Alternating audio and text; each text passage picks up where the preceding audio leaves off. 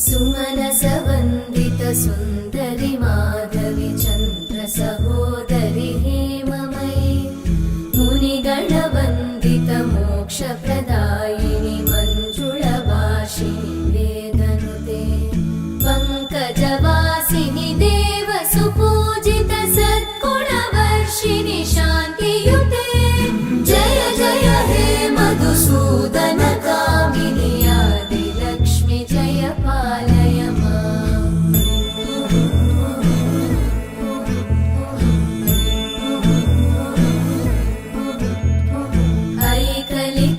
ऐकलिकल्मषनाशिनि कामिनि